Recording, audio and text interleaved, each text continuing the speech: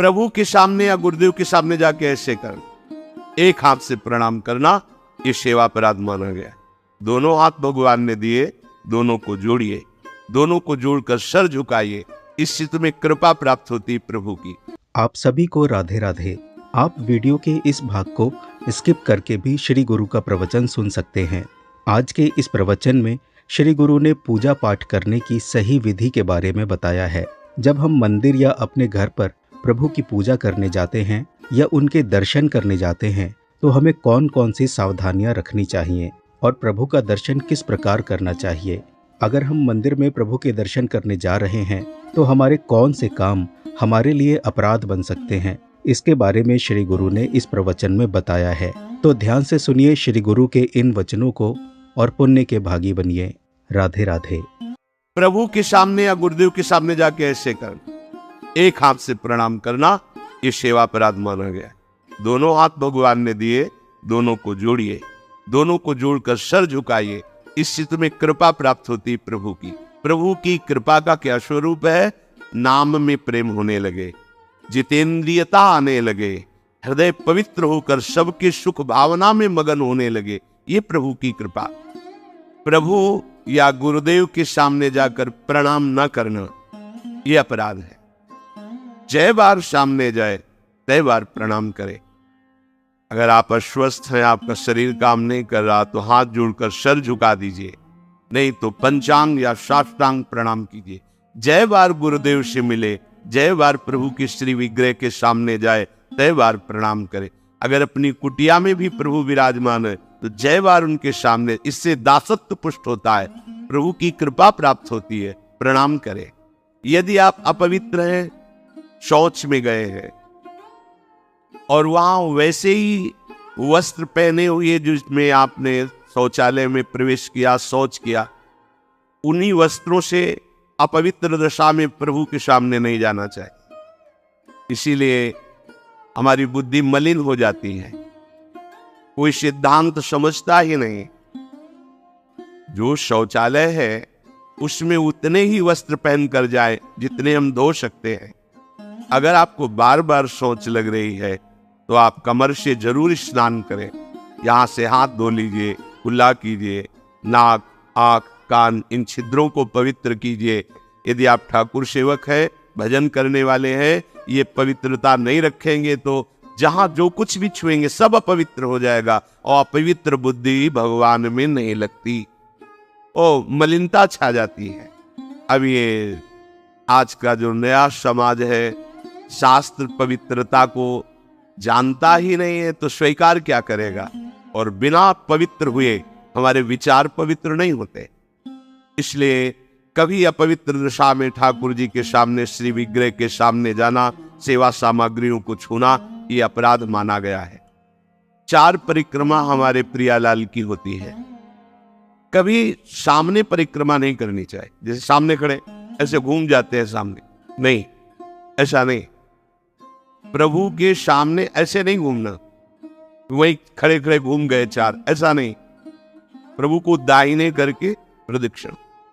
अगर आप प्रभु को प्रणाम नहीं करते, परिक्रमा करते हुए या सामने घूमते, ये सेवा अपराध है। प्रभु के सामने गए मंदिर में और आप पैर फैला के बैठे, सामने ऐसे पैर फैला लिए, ऐसे फैला के, ये अपराध है। अपने आराध्य देव के सामने, अपने गुरुदेव के सामने पैर फैला के नहीं बैठा जाता। यदि आपके पैरों में कोई दोष है तो उतनी देर ही रुकिए जितनी देर आप खड़े दर्शन कर सकते हैं। सामने से हट जाइए, सामने पैर नहीं होने चाहिए आपके। प्रभु के श्री विग्रह के सामने बैठकर बात करना और उसमें झूठ बोल देना, ये दोनों अपराध है।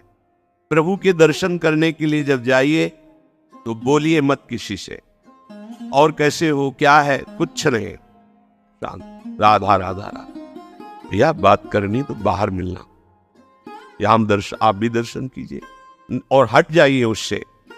अगर कभी कोई अपना पूज्य जन, बड़ा जन है, उनसे बात कर रहा है तो उसको कैसे कहें कि आप हट जाइए? तो जितनी बात हो भागवतिक हो और सत्य हो, क्योंकि वहां सत्य साक्षी देने की नहीं, प्रभु विराजमान है। वहां का झूठ तुम्हारे पुण्यों को नष्ट कर देगा। पहले भी जब कोई बात सत्य कहलानी होती थी तो कहा जाता था मंदिर में चढ़ के बोल दो, फिर हम दोबारा तुमसे नहीं पूछेंगे। वो हाँ चलो, तो मंदिर में बोल रहा है मतलब सत्य बोल रहा है। प्रभु के सामने झूठ बोलना या अन्य वार्ता करना ये अपराध है। प्रभु के श्री विग्रह के सामने जोर जोर से किसी को बुलाना, जोर से आवाज नहीं, स्वामी विराजमान है। अगर किसी को बुलाना भी है इशारे से, समीप जाके स्पर्श कर, चलो दर्शन करो। प्रभु के श्री विग्रह के सामने आपस में प्रापंचिक बात करना, अगर बात ही करनी, आज देखो कितना सुंदर मोर मुकुट है, आज देखो कितना सुंदर प्रभु का हार है, आज देखो कैसे मकरा का कुंडल है, आप देख रहे हो, प्रभु ऐसा लग रहा है मुस्कुरा रहे हैं, प्रभु देख रहे हैं। बस उनके विषय की बात करो तो करो, अन्यथा मौन। अगर आप बिहारी जी के सामने, राधा वल्लभ जी के सामने, राधा रमण जी के सामने कोई आपको धक्का दे रहा है, कोई आपको कटु व्यवहार कर रहा है, आप चुप रहिए। आपको प्रतिकार नहीं करना, मालिक है वो देख रहे हैं, बिल्कुल शांत रहिए। बहुत बड़ा हिसाब हो जाएगा आपका, जन्म जन्मांतरों के अशुभों का नाश हो जाएगा। और अगर लौट कर आपने गाली दे दी और थप्पड़ मार दिया तो ये कलह आपके पुण्यों का नाश कर देगी। बहुत सावधानी से भगवत दर्शन किए जाते हैं। प्रभु के श्री विग्रह के सामने किसी को किसी भी प्रकार से पीड़ा देने की भावना कर लेना, भावना भी नहीं करनी पीड़ा देने की, प्रगट में देने की तो बात जाने दो। नहीं नहीं, प्रभु मानो आपने को कोई पीड़ा पहुंचा है तो प्रभु आप सर्व सामर्थ्यशाली, इसकी बुद्धि शुद्ध कर दो, इसका मंगल हो जाए।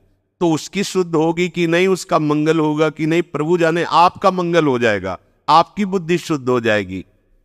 प्रभु के श्री विग्रह के सामने किसी को आशीर्वाद देना, आप प्रभु के दर्शन कर ले गए, कोई आपको प्रणाम कर रहा, खुश रहो जय हो जय, नहीं, देखना भी नहीं उधर, सीधे प्रभु की तरफ देखो।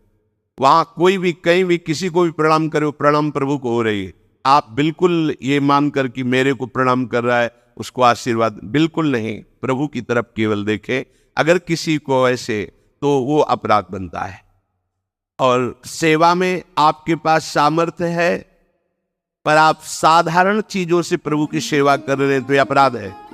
जैसे एक दिन कहा था कि ठाकुर जी के सामने तो चिरौरी रखवा दी और आप पूरा परिवार पकौड़ी हलवा से बाल भोग कर रहे हैं, ये अपराध है। ऐसा नहीं, यदि आपके पास नहीं है तो बाजरे की आधी रोटी से ठाकुर जी प्रकट हो गए धन्ना जी के यहाँ। प्रभु को नहीं चाहिए, वो तो विश्व का भरण पोषण करने वाले स्वयं विश्वात्मा है। पर यदि आपके पास है तो उत्तम उत्तम भोग लगाइए, उत्तम उपचारों से प्रभु की सेवा कीजिए। ऐसा नहीं कि आप अपने लिए वस्त्र बहुत महंगे लाते हैं और प्रभु के लिए ऐसे साधारण कपड़े ले आए, अपने लिए अच्छी भोग सामग्री प्रभु के लिए ऐसे दुकानों में है। सुपारी किसके लिए लेना है, आपको खाना है तो अच्छी क्वालिटी की रखिए, और अगर पूजा के लिए लेना है तो जो कोई खाएगा नहीं वो रखी पूजा वाली। सूखे नारियल पूजा के लिए, टून का कपड़ा पूजा के लिए, ये ऐसा नहीं होना चाहिए, ये सेवा अपराध है। सेवा विग्रह में प्रभु आपके अधीन है। अगर सेवा विग्रह में आपने ऐसा बर्ताव किया जो नहीं होना चाहिए तो आपका हृदय कठोर हो जाएगा, आपकी भक्ति बाधित हो जाएगी। वैसे भी आसक्ति होनी चाहिए, जो सेवा विग्रह आपको प्राप्त हुआ उसमें आसक्ति होनी चाहिए। अच्छे से अच्छे पदार्थ देखकर मन ललचा जाए कि मेरी सामर्थ्य तो नहीं, पर अगर सामर्थ्य होती तो आज प्रभु को ये भोग लगाते, आज प्रभु को ये पहनाते, तो आप ये समझो आपको उसका फल मिल गया। चढ़ा नहीं पाए, समर्पित नहीं कर पाए, और उसका फल आपको मिल गया क्योंकि आपने विचार किया ना, भावना की ना, और प्रभु भाव ग्रहण करते हैं। प्रभु को बिना अर्पित किए किसी भी वस्तु को खाना पीना यह सेवा अपराध है। यदि आप गुरुमंत्र लिए हो, ठाकुर सेवा विराजमान किए हो और आप बिना अर्पित किए पाते हैं तो अपराध है। प्रभु को निवेदन किए बिना कोई भी वस्तु खाना पीना ये सेवा अपराध है। और जो ऋतु में सबसे सुंदर फल है, जो अनुकूल मौसम के है, वैसे ही सेवा करनी चाहिए। सर्दी है, थोड़ा गुनगुना जल, वो पदार्थ भोग में लगाएं जो सर्दी दूर करते, क्योंकि आप जैसी भावना करेंगे प्रभु वैसा ही आपको अनुभव कराएंगे। प्रभु के श्री विग्रह के सामने पीठ करके बैठ जाना। सामने श्री जी विराजमान है तो उनके सन्मुख होकर के बैठिए या साइड में बैठिए, ठीक उनके सामने पीठ नहीं होनी चाहिए। अगर वहां गुरु जी पधारते हैं या गुरु स्वरूप महापुरुष कोई पधारते हैं तो श्री विग्रह के सामने से हट जाइए और दूर होकर के फिर उनको लक्ष्य करके प्रणाम कीजिए, पर सामने नहीं। श्री जी के सामने, श्री विग्रह के सामने किसी को प्रणाम न कर, श्री जी के सामने प्रणाम न करवाना और प्रणाम न करना, केवल श्री जी को प्रणाम करना। इन्हीं की कृपा से हमारा जीवन सतमार्ग में चलता है। वो आपसे सच्ची कहते हैं, ये हमारे प्रभु राधा वल्लभ लाल जी, बांके बिहारी लाल जी, राधा रमन लाल जी, ये मूर्तिकार की रचना नहीं, साक्षात प्रिया प्रीतम है। हमारी भावना नहीं बन पा रही इसीलिए, नहीं तो इनके इशारे होते हैं, ये मुस्कुराते हैं और जो आप बात करोगे उसका उत्तर आपको मिल जाएगा, आपके ही हृदय में बैठकर उत्तर दे देंगे। कई बार ऐसी प्रभु की तरफ से इशारे होते हैं कि साक्षात प्रभु विराजमान है, बस आपकी भावना जाकी रही, भावना जैसी प्रभु मूर्ति देखी तिन तैसी। आप सभी ने श्री गुरु का ये सुंदर प्रवचन सुना। हमें उम्मीद है कि आपको इसे सुनकर बहुत आनंद आया होगा और श्री गुरु के इस प्रवचन से आपको बहुत कुछ सीखने को भी मिला होगा। श्री गुरु के इस प्रवचन से आपको क्या सीखने को मिला, आप चाहें तो कमेंट बॉक्स में लिखकर हमारे परिवार से साझा कर सकते हैं। और हाँ, राधे राधे लिखना मत भूलना। हम सब इसी तरह मिलते रहें श्री गुरु के सुंदर प्रवचनों के साथ, यही कामना है। राधे राधे।